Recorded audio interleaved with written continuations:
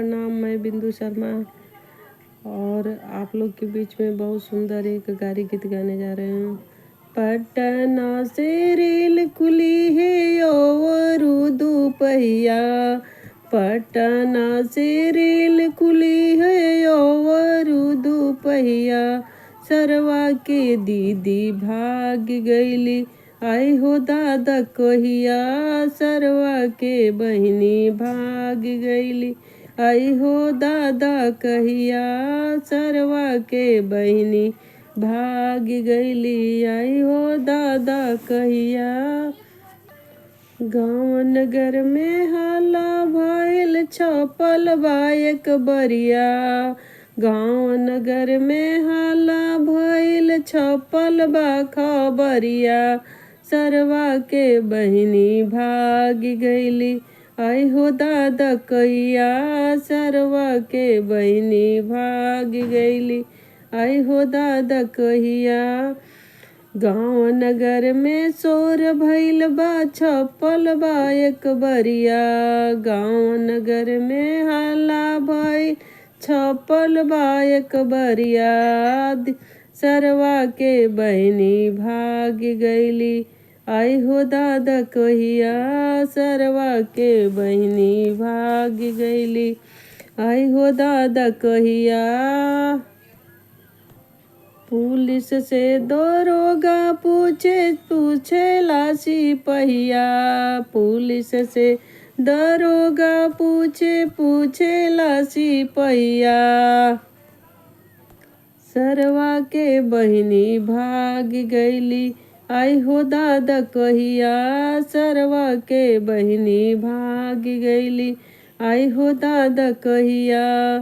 Police से दरोगा पूछेला सिपहिया, सरवा के दीदी भाग गईली आई हो दादा कहिया, सरवा के बहिनी भाग गईली आई हो दादा कहिया, सरवा के बहिनी भाग गईली आई हो दादा कहिया।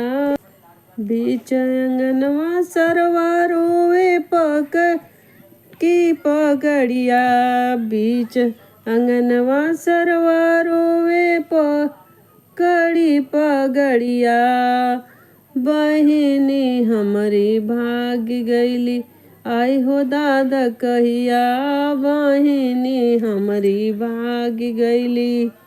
बीच अंगनवा सरवा रोवे पकड़ी पगड़िया, बीच अंगनवा सरवा रोवे पटकी पगड़िया, हमार बहिनी भाग गईली का करी हम दैया, हमार बहिनी भाग गईली का करी हम दैया, हमार बहिनी भाग गईली।